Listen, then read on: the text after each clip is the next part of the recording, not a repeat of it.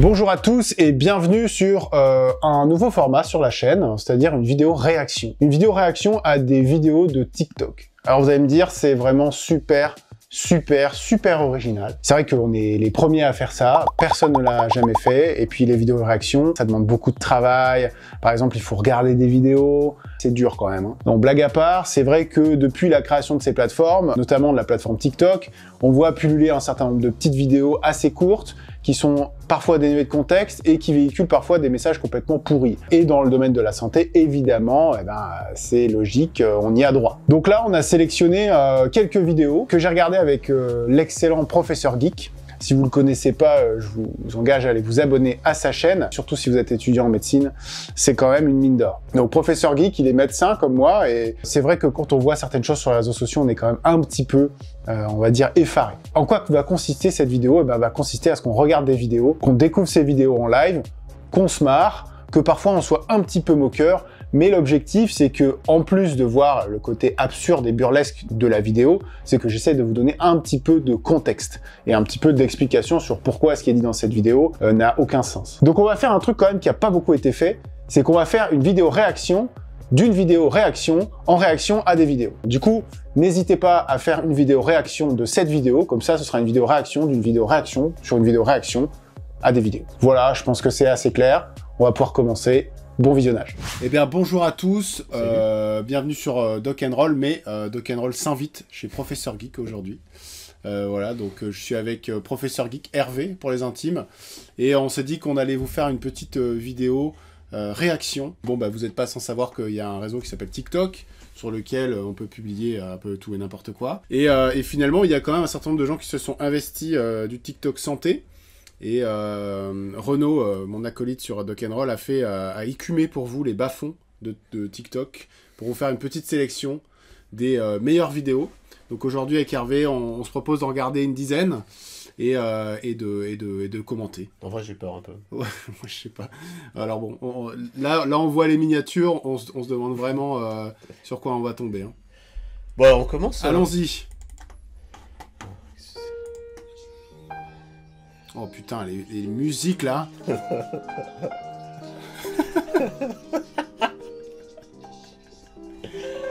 On peut faire des pauses, Ouais. Alors, quand même, un éthiopathe est diplômé. Ouais, bah oui. Bien sûr, Tout mais un bibliothécaire aussi. Du coup, je vois pas bien le rapport. Voilà. Effectivement. C'est lire. C'est lire vos IRM et vos radios. Ah ouais. Ok. Un éthiopathe, c'est faire un diagnostic. Ouais. Oui, bah comme ma belle-mère. Hein. C'est ça. Un éthiopathe, c'est regarder vos oreilles et écouter votre cœur. Un éthiopathe, c'est manipuler. Alors là, par contre, sur ce dernier point, à mon avis, c'est probablement sa principale compétence. Voilà. Et donc, c'est quoi la fin? Alors, il fait des examens gynéco, visiblement. Qu'est-ce que c'est que ce petit trou au milieu de la madame? Ah, c'est tout? Un éthiopathe, c'est faire des happy endings. Bon, c'est cata. Ouais, c'est marrant, mais pas fou. Donc la réaction à l'éthiopathie, on va surtout aller chercher la définition de l'éthiopathie. Donc si je reprends la définition de Wikipédia, l'éthiopathie, c'est une pratique thérapeutique non conventionnelle, née en France, bravo les gars, proche de l'ostéopathie et de la chiropratique, qui est de la manipulation vertébrale, ou en tout cas l'ostéopathie, quelque chose autour de l'ostéo-articulaire, et qui s'inscrit dans la tradition des rebouteux. Voilà, donc on a posé, donc c'est probablement de la manipulation. Il n'existe pas actuellement de preuves scientifiques de l'efficacité de l'éthiopathie dans aucune indication. Bon, je pense que c'est assez clair. Et on a même une petite citation de l'INSERM qui nous dit qu'on ne peut pas juger de la balance bénéfice-risque de la pratique, mais comme pour toute pratique manuelle, des événements indésirables graves, comme des accidents vasculaires, peuvent survenir lors des manipulations cervicales. Il s'agit d'être vigilant. Ça, c'est vraiment un warning qui est important, c'est que souvent, quand on parle de médecine alternative, on dit « ça peut pas faire de mal ».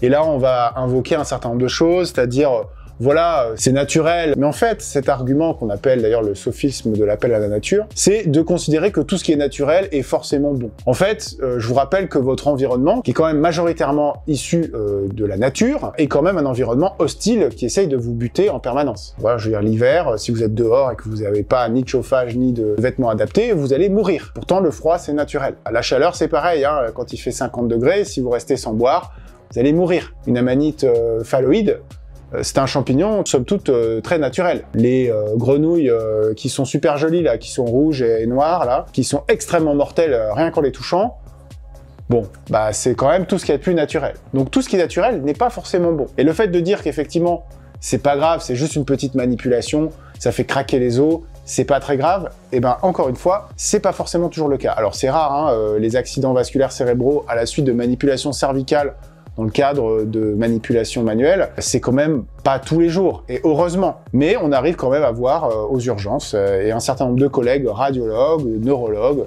nous alertent sur le fait qu'effectivement, il y a des manipulations cervicales un peu violentes qui peuvent provoquer chez certaines personnes ce qu'on appelle des dissections de carotide, c'est-à-dire la paroi de l'artère qui se dédouble et le sang qui passe à travers la paroi, qui va faire que tout le territoire qui est vascularisé au-dessus de l'artère bouchée va souffrir. Et au niveau du cerveau, ça fait des accidents vasculaires cérébraux, des AVC. Donc c'est pas parce que c'est naturel, c'est pas parce que ça peut pas faire de mal que ça fait vraiment pas de mal.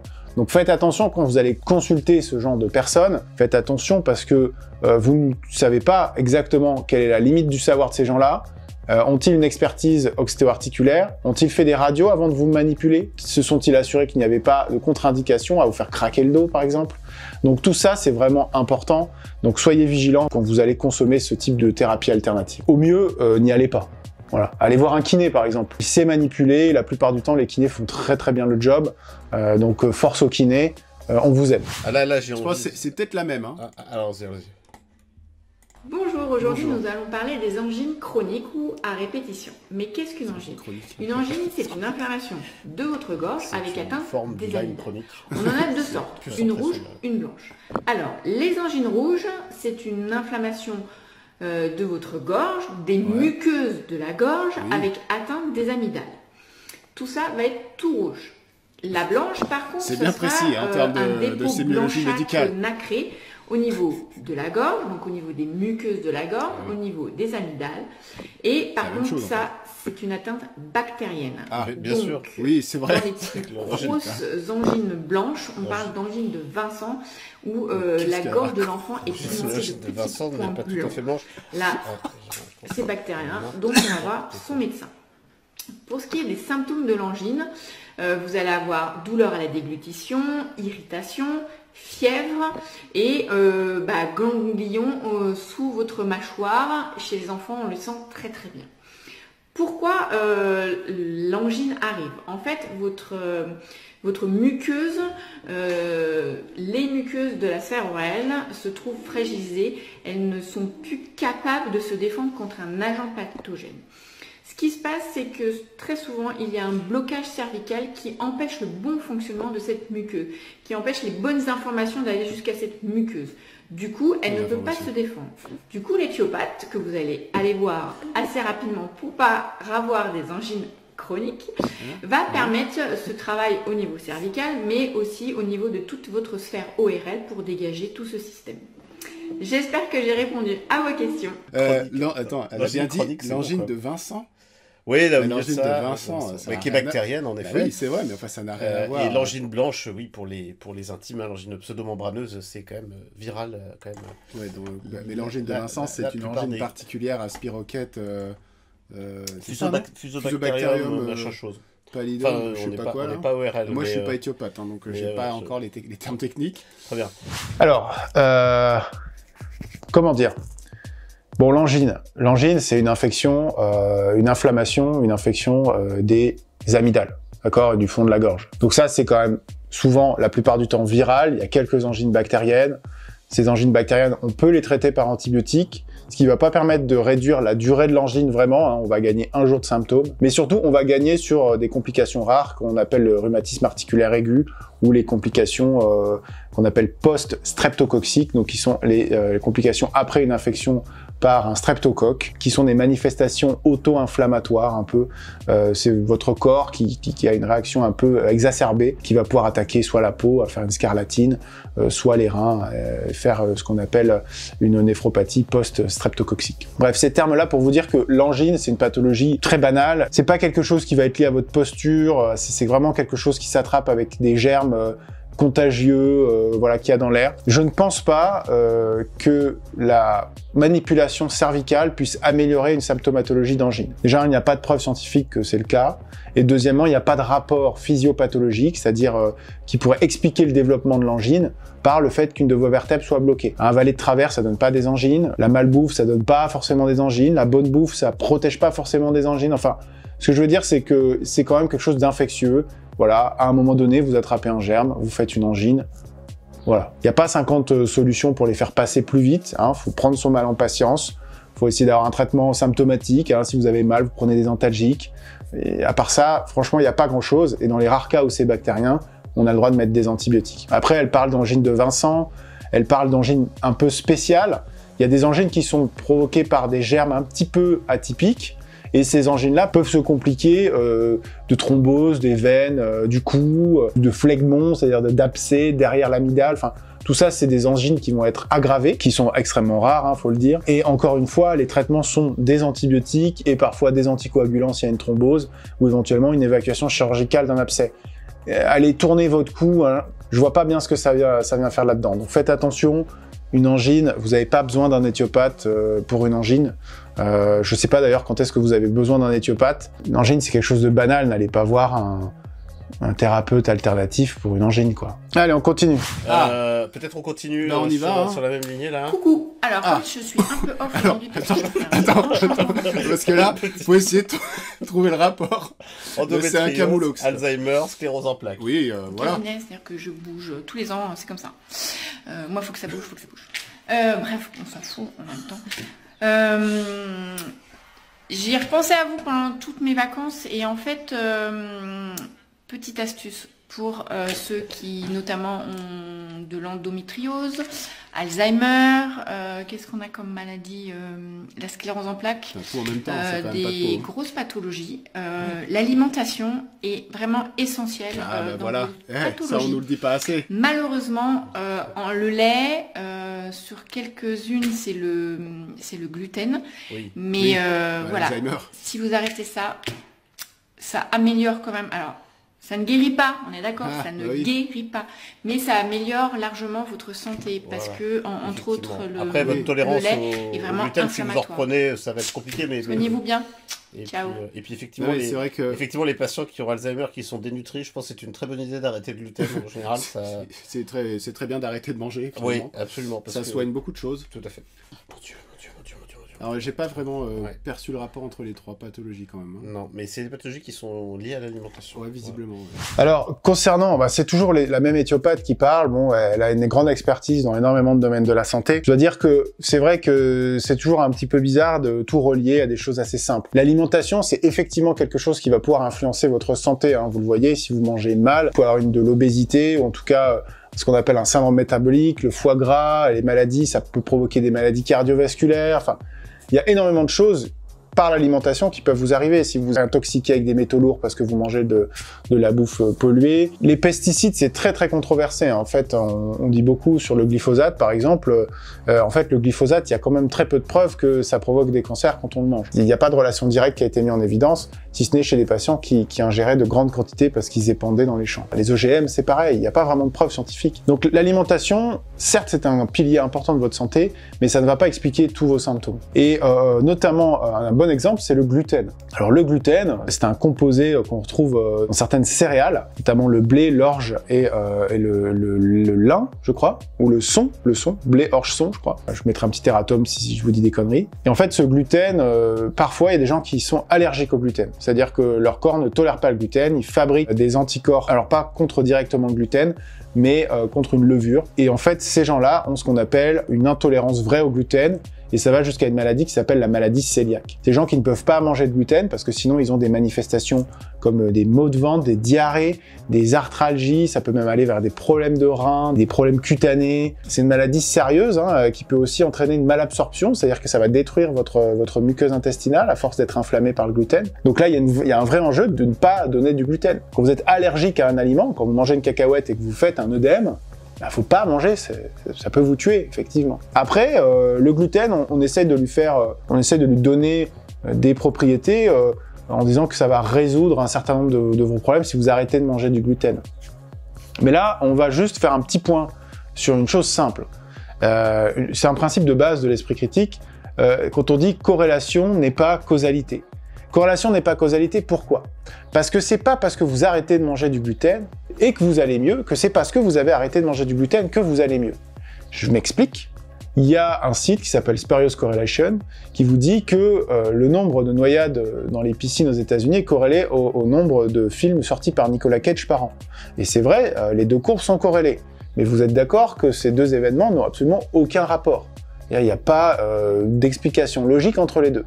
Parfois, c'est un petit peu plus tenu, parce que en fait, c'est un élément externe qui va influencer cette corrélation. Par exemple, dans le gluten, c'est assez simple.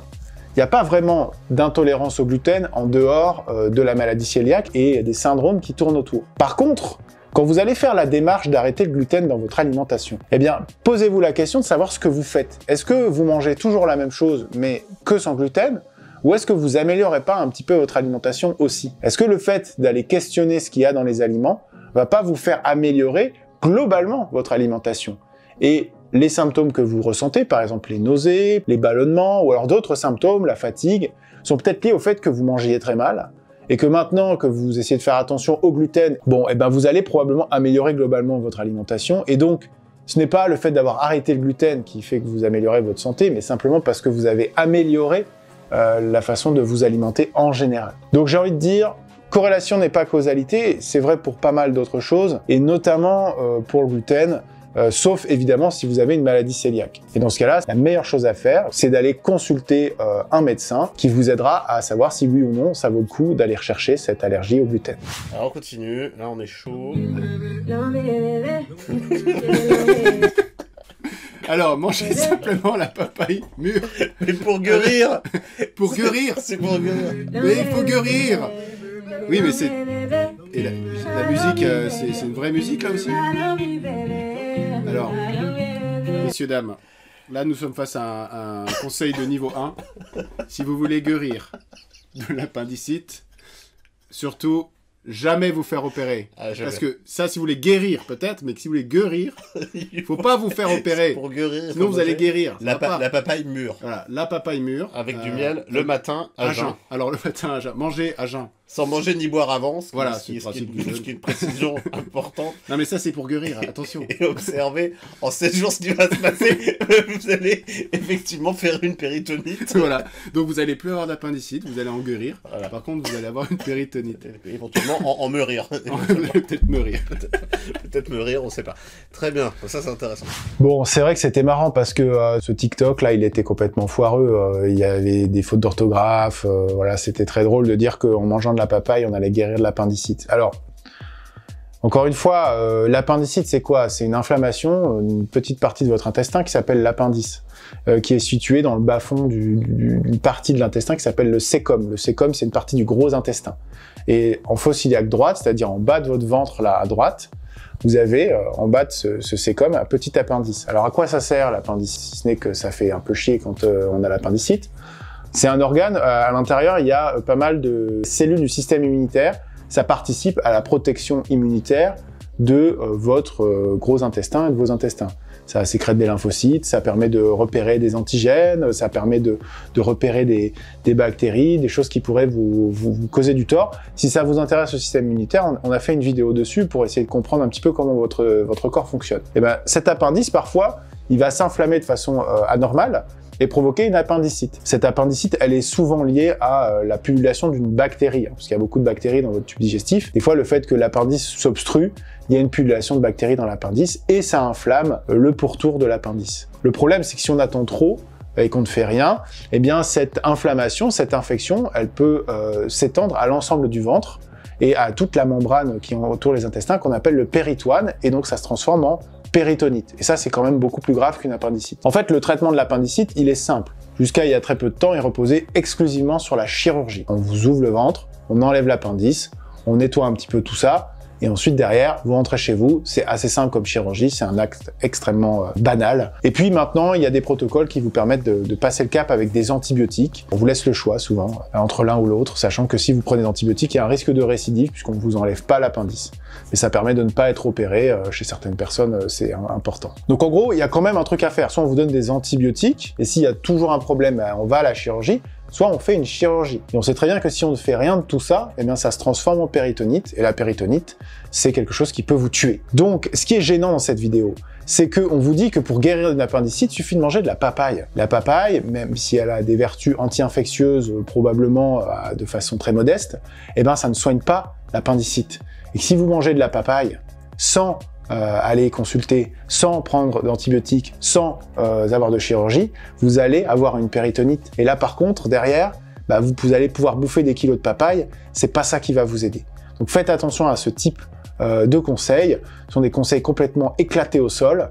Et là, vraiment, il n'y a pas autre chose à dire que c'est complètement bullshit et qu'il faut absolument pas suivre ce type de conseils. Non. Non.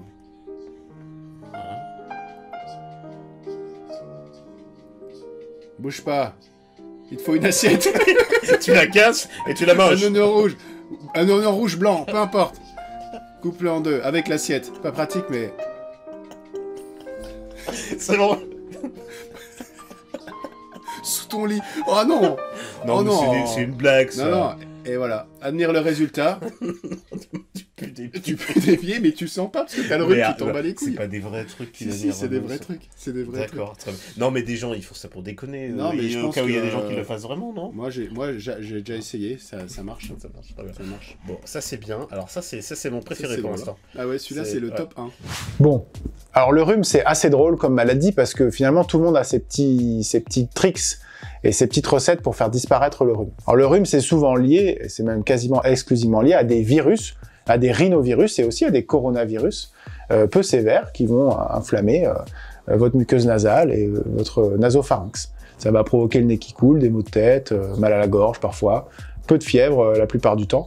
Mais bon, en fait, il n'y a pas de traitement. Il n'existe pas de traitement curatif contre le rhume. On ne vaccine pas contre le rhinovirus, on ne vaccine pas contre ces coronavirus-là. Et en fait, les médicaments antiviraux, ça sert à rien. Et donc, on propose ce qu'on appelle un traitement symptomatique, c'est-à-dire qu'on va vous donner un peu de Doliprane si vous avez des douleurs, on va essayer de vous donner des choses pour déboucher le nez, du sérum physiologique, pour nettoyer un peu les muqueuses. Voilà, et puis bon, on peut vous prescrire tout un tas d'autres trucs, des compléments alimentaires, des trucs qui servent à rien. Mais en fait, le rhume, ça passe tout seul. Il n'y a pas grand-chose à faire. Pourquoi vous attrapez un rhume ?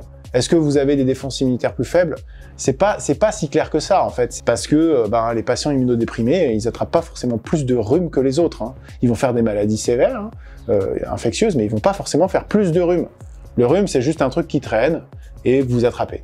Voilà. Et donc, vous pouvez avoir quelque chose qui vous aide quand vous avez un rhume.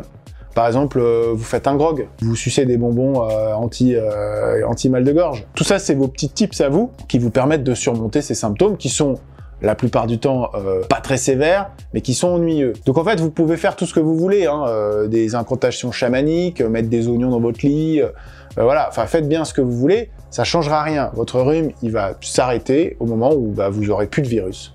Et ça, il y a rien qui va influencer ça. Rien. Donc bon, ça c'est marrant parce que on sait que ça sert à rien et que si vous le faites, à la limite vous allez passer pour un con. Mais bon, ça va pas aggraver ou guérir votre rhume. Donc bon, on va dire que c'est pas encore trop grave.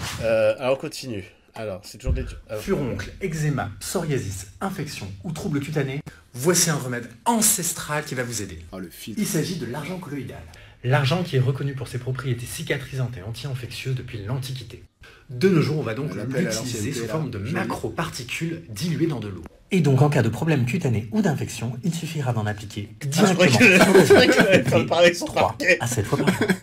Et je ne parle pas ici de son usage en interne, car même si c'est très efficace, l'Union européenne en interdit l'usage. Oui, avez-vous déjà utilisé l'argent colloïdal comme Alors lui, je pense qu'il le fume. Je vous laisse me dire comment dans les... Monsieur, vous êtes trop brillant pour être honnête, là. Alors, là, on va parler d'argent colloïdal. Déjà, on va commencer par dire que l'argent colloïdal n'a aucune preuve scientifique dans aucune indication. Il n'y a pas une étude qui montre que ça marche, dans quelle que soit l'indication. Donc, à partir de là, il faut quand même se méfier quand il n'y a vraiment rien du tout et que personne ne l'utilise en médecine, c'est qu'il y a un loup, quoi. C'est pas juste parce qu'il y a Big Pharma et compagnie, hein. C'est juste parce que souvent ça marche pas. Je vous rappelle quand même que l'argent colloïdal est interdit. Bon, c'est quoi l'argent colloïdal? C'est des particules d'argent, de l'argent, donc le métal, sous forme de ionique, hein, qui est dissous dans l'eau. Et c'est censé soigner un certain nombre de choses. Alors l'argent c'est bien quand c'est dans votre porte-monnaie, mais l'argent c'est pas terrible quand c'est dans votre corps. Parce qu'il y a une maladie qui s'appelle l'argyrisme. C'est une intoxication à l'argent, c'est-à-dire que votre organisme accumule l'argent, il n'arrive pas à l'éliminer et ça s'accumule. Et cet argyrisme, le principal symptôme, c'est que vous avez la peau bleue. Voilà. En fait, vous avez à peu près 1 mg d'argent qui circule dans votre corps de façon normale. Et on va considérer que l'argyrisme va commencer à apparaître au-delà de 4 à 5 grammes d'ingestion de sel d'argent. Ce qui va vite hein, quand vous utilisez de l'argent colloïdal, soit sur la peau, soit dans le nez, soit si vous le buvez. Le problème, c'est que y a aussi une dose létale, c'est-à-dire que l'argent, effectivement, quand vous allez le mettre en grande quantité, il va pouvoir perturber le fonctionnement neurologique, cardiaque, mais là, on est de l'ordre de 50 à 500 mg par kilo de poids pour être à la dose létale chez l'homme. Donc la plupart des cas que l'on a vus jusqu'à maintenant, c'est les gens qui avaient la peau bleue, de façon irréversible. Donc c'est pas terrible, et en plus ça sert à rien. Donc, sauf si vous avez envie de ressembler à un lézard, l'argent colloïdal, ça sert à rien du tout. Donc évitez ce genre de pratique, vraiment c'est complètement à proscrire. Hein. C'est vraiment inutile et dangereux. Alors, est-ce qu'on va battre le rhume? Alors là, je fais la cuillère, ça s'appelle la cuillère, elle a un torticolis. Et là, en fait, quand ça va devenir rouge, ah putain, regarde, ça y est, c'est magique. Alors, vous voyez là, tu vois les poids de sang là? Approche, voir, voilà. Ça veut dire que la douleur, elle est là et que ça sort à la surface. C'est super mal. Avant, oh putain, on est en train de la ruiner. Donc voilà, là j'ai fait la suite, là ici. Là j'ai fait la méthode de la louche. Là, j'ai carrément pris la louche. La suite. Bon comme elle n'a pas résisté à la douleur, j'ai pas continué jusqu'au bout. Mais là, on voit bien jusque là. En fait, tous les points ici rouges, ça veut dire que la douleur elle est sortie à la surface et que ça va guérir. Dans même pas 1 heure, elle n'aura plus rien. Donc en fait, tous les torticolis, les douleurs dans les omoplateaux, essayez vraiment la cuillère. Si c'est pas des trucs très graves, hein, bien sûr. C'est pas très grave. Moi, je vous le conseille. Hein. Je vais même plus chez l'ostéopathe. Ah, oui. Voilà. Elle va même plus chez l'ostéopathe. Tant mieux. Oh, ben ça lui fait économiser 50 balles. Je veux dire, alors quand tu grattes jusqu'au centre avec un objet en métal, et notamment une cuillère, effectivement ça fait sortir la douleur par les pores de la peau. Ouais, ça fait mal en fait. Oh, écoute, même pas de commentaires. Ouais, non, les gens sont fous. Faites pas ça. Hein. Faites pas ça. Utilisez vos cuillères pour d'autres choses. Laissez les cuillères tranquilles. Qu'il a le truc à faire pour creuser la boue. Bon. Arthur, cuillère. Donc là, la technique de la cuillère, j'ai envie de dire que c'était assez inattendu et assez ridicule. En fait, vous avez mal au dos et quelqu'un va venir vous défoncer le dos avec une cuillère. Vous avez vu comment elle lamine la personne, en fait. Donc effectivement, peut-être que vous allez plus avoir mal au dos, mais vous allez avoir mal à l'endroit où elle vous a vraiment défoncé. Alors c'est intéressant quand même parce que quand on parle de douleur, on parle de stimuli nociceptifs qui vont pouvoir être éteints par d'autres stimuli. Par exemple, c'est assez simple, vous vous tapez le petit orteil dans un meuble, hein, ça arrive souvent, ça fait très mal, et vous allez vous frotter comme ça, vous allez vous frotter à côté ou sur le gros orteil, vous allez vous taper le genou. En fait, le fait de stimuler une zone différente de la zone douloureuse va faire que le stimulus qui arrive à votre moelle et qui va entraîner la nociception va être un petit peu brouillé et va faire que ça va aussi un petit peu diminuer ce niveau de nociception. La nociception, c'est la douleur. Donc c'est pas complètement con d'essayer de stimuler à un autre endroit pour limiter une douleur. Mais évitez de défoncer et d'arracher la peau de quelqu'un pour un mal de dos. En fait, quand on a mal au dos, on peut prendre des antalgiques, on peut aller voir un kinésithérapeute. Il y a d'autres choses à faire que de se faire arracher le dos à la cuillère. Voilà. Alors on continue, là je sens qu'on a du level encore. Bon, les fêtes sont passées par là et tu veux un ventre plat. Je te donne la solution pour détoxifier surtout ton foie. La détox. Les aliments naturels, c'est le curcuma et le gingembre. Ça c'est top. La caroube aussi. Les tomates, c'est et ce que tu peux faire aussi, c'est du citron pressé dans de l'eau tiède tous les matins pendant 3-4 jours à jeun. Ah c'est sûr que si tu manges que ça de ta journée, tu auras un ventre plat. Ouais. Oh, c'est presque, c'est gentil, c'est presque banal. Ouais, on va dire que bon, là, le côté détox, pourquoi pas. C'est du classique, c'est un grand classique. Ouais. Bon, la détox, j'ai rien à dire de plus que ce que je vous ai dit dans ce short-là. Il n'y a pas d'aliment qui détoxifie. En fait, vous avez des organes, Et le foie, les reins, c'est leur rôle en fait. Ils détoxifient votre sang, votre organisme, ils le font 24/24, ils ont besoin de personne pour fonctionner. Par contre, quand ils commencent à dysfonctionner, c'est là que vous allez accumuler les toxines. Et c'est pas de bouffer du curcuma qui va faire que ça va mieux marcher, malheureusement. Alors... Bienvenue au plan Movember, le mois autour de la santé masculine, où je vois partout le conseil de doser le PSA pour la prévention de cancer de la prostate.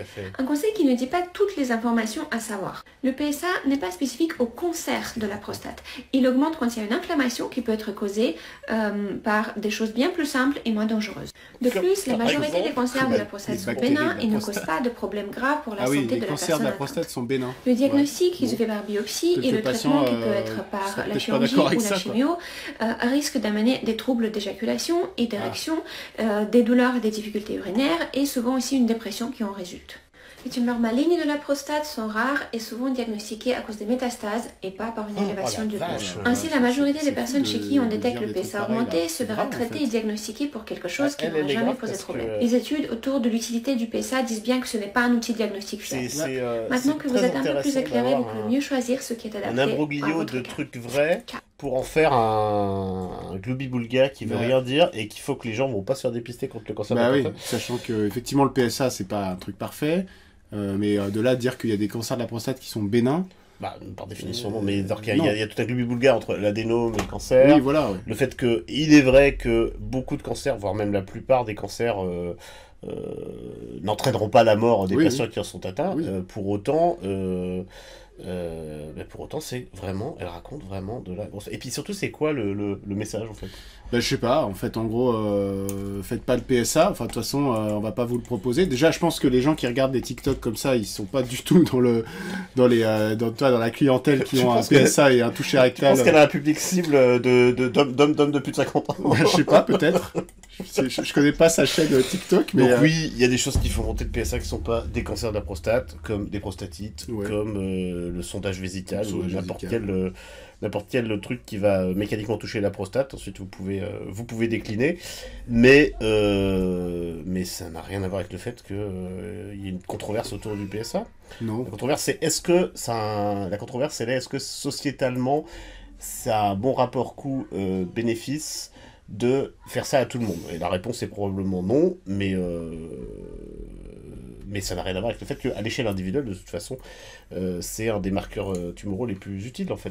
Bon, là, on a déjà pas mal débriefé sur le sujet, mais c'est vrai que les dosages pour repérer des cancers, comme le PSA ou alors la mammographie, enfin les examens de dépistage des cancers, c'est une science qui est en train de bouger. Il y a toute une controverse autour de faut-il dépister tout le monde pour la mammographie, le risque de surdiagnostic, le risque de stress face à des lésions qui n'auraient pas évolué ou qui auraient disparu d'elles-mêmes. Ça existe, c'est vrai, c'est une question centrale dans toutes les campagnes de dépistage. Les experts affinent de plus en plus leurs campagnes de dépistage. Mais bon, faites confiance aux gens dont c'est le métier, dont c'est l'expertise, pour vous dire si oui ou non il faut dépister ce type de cancer. Pas une random sur TikTok, quoi. Bon, alors, on va finir cette vidéo. Parce que là, on a juste la miniature, et je dois dire que... Ouais, la miniature, déjà pas mal. Après, pour l'instant, je pense qu'on peut dire que la cuillère... la cuillère, c'était le meilleur, ouais. Très bien. Alors, allons-y. Bonjour à tous. Aujourd'hui, j'aimerais vous parler de thyroïde. Vous êtes nombreux à me dire, mon médecin a dit que c'était la thyroïde. Le problème, c'est la thyroïde. Mon métabolisme, ma constipation, c'est la thyroïde. Alors le problème n'est pas la thyroïde, on nous a menti. Alors les médecins ne sont pas bêtes, ils ne nous ont pas menti, ils ont fait un raccourci, on appelle du réductionnisme. Ah, du réductionnisme. Le problème n'est pas la thyroïde, j'arrête le suspense, la victime principale est la thyroïde. Donc le problème secondaire est le dysfonctionnement de la thyroïde. Mais pourquoi cette thyroïde a dysfonctionné? C'est là il faut se poser des questions. Car pendant des années, vous avez négligé vos apports micronutritionnels, que ce soit de la tyrosine pour les protéines, que ce soit le sélénium pour la transcription de la T4 en T3, que ce soit l'apport d'iode, parce que T3, T4, ça veut dire 3 molécules d'iode, 4 molécules d'iode, votre taux de vitamine D, votre taux de zinc, de vitamine A, de vitamine E, votre type d'acide gras polyinsaturé, votre balance d'acide gras notamment, votre santé hépatique, car le gros de la transcription T4, T3 se fait dans l'intestin, votre santé intestinale, car 20% de la transcription de la T4 en T3 se fait dans l'intestin, les fameuses endotoxines, sans compter qu'il faut aussi un complexe souffré de la thyroïde, un complexe souffrez de certaines bactéries qui vont justement permettre cette transcription de T3 active dans les 20% de l'intestin qui ne sont pas visibles par test sanguin, analyse biologique. Il faut également une balance mitochondriale. Ça veut dire quoi? C'est-à-dire un capital musculaire, de l'activité physique. Rappelons que la thyroïde est un thermostat et que si vous ne l'aidez pas, elle travaille toute seule. Rappelons également qu'elle est un fusible émotionnel, que si vous vous mettez dans le mal, vous créez des glandes comme ça. Vous avez également la santé hépatique. Si vous avez mangé que des conneries, que vous avez mis votre foie en souffrance, vous n'éliminez pas les excès d'œstrogène. Donc allons dans les parties plus basses pour mesdames. Si vous avez un excès d'œstrogène, vous n'arrivez pas à avoir suffisamment de progestérone. Vous fatiguez cette fonction. Donc, ce qui est triste à savoir, c'est qu'il faut de la progestérone aussi pour la transformation de la T4 en T3. Sinon, si vous avez fait un burn-out avec la fonction surrénalienne, si vous n'avez pas de cortisol, vous avez peu de cortisol, vous avez mis à mal votre fonction thyroïdienne. Vous avez fatigué votre fonction thyroïdienne. Rappelons que l'un était accélérateur, l'autre la boîte de vitesse. Bref, si vous avez encore votre thyroïde qu'elle fonctionne, mais qu'elle est en souffrance, voyez-la comme une victime et non comme la cause. Et faites de la santé, arrêtez de vouloir prendre des médicaments, arrêtez de vouloir prendre des hormones absolument, sauf si vous n'avez plus la fonction. Allez, salut, likez. Faites de la santé, arrêtez de prendre des médicaments, d'accord? Bon, lui, il est très bon, lui. Hein. Ce sera le mot de la fin. Faites de la santé, arrêtez de prendre des médicaments. Et surtout, voyez votre thyroïde comme une victime. Ok? C'est pas elle le problème, c'est une victime. Donc là, franchement, j'ai envie de vous dire que dans ce type d'extrait, alors un type qui vous balance un truc sur la thyroïde, les machins, les sternocléidomastoïdiens, les trucs, en fait, ça, c'est ce qu'on appelle l'effet Ford. Charles Ford, c'est quelqu'un qui a voulu absolument défendre des thèses qui étaient indéfendables. Des trucs complètement farfelus, il s'est dit, moi je vais vous montrer que c'est vrai. Par exemple, quelqu'un qui vous dit que les pyramides sont des centrales électriques, eh ben, il va pouvoir vous faire un topo super sur pourquoi c'est vrai. Et il va empiler un certain nombre d'arguments, les uns sur les autres, hein, ça s'appelle un millefeuille argumentatif, et en fait vous allez même pas pouvoir vous poser sur l'argument qui vient d'être dit, que vous en avez déjà 10 qui ont été prononcés.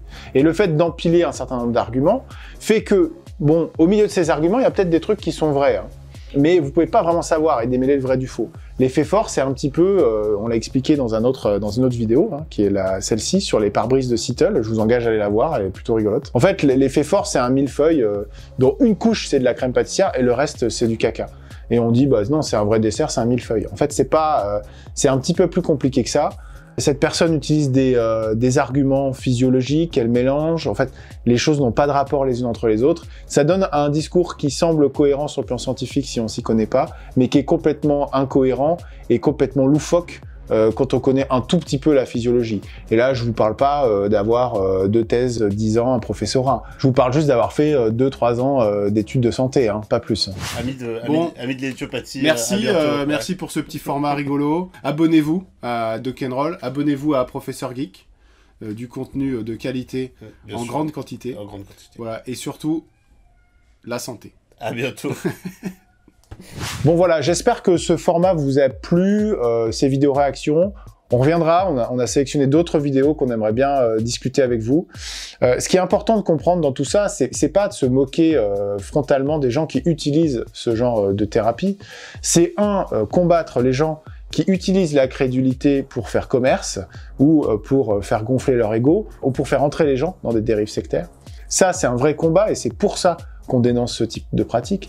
Mais bien sûr qu'il faut se poser la question de savoir pourquoi les gens vont vers ces thérapies alternatives. Pourquoi est-ce qu'aujourd'hui, dans un monde où on a de plus en plus de technologies, où la médecine est de plus en plus précise et de plus en plus efficace, eh bien les gens se retournent vers des choses un petit peu magiques, sans fondement scientifique. Pour moi, une des réponses, c'est simplement le temps humain qu'on a apporté à nos patients, qui est de moins en moins important, et les gens ont l'impression d'être simplement des numéros ou des sommes de symptômes, ou voilà, et qu'on applique la science sans humanité. Voilà ce que les gens, je pense, retiennent un petit peu de la médecine moderne, et ça c'est dommage, et c'est à nous de le casser, parce qu'en cassant cette vision-là, on n'aura peut-être plus besoin d'informer sur les potentielles dérives de ces thérapies complémentaires qui resteront à leur place, c'est-à-dire dans un domaine qui n'excédera pas le bien-être. Voilà, j'espère que ça vous a plu. N'hésitez pas bien sûr à vous abonner, à liker cette vidéo, à la commenter pour nous aider pour le référencement, et à bientôt pour une autre vidéo.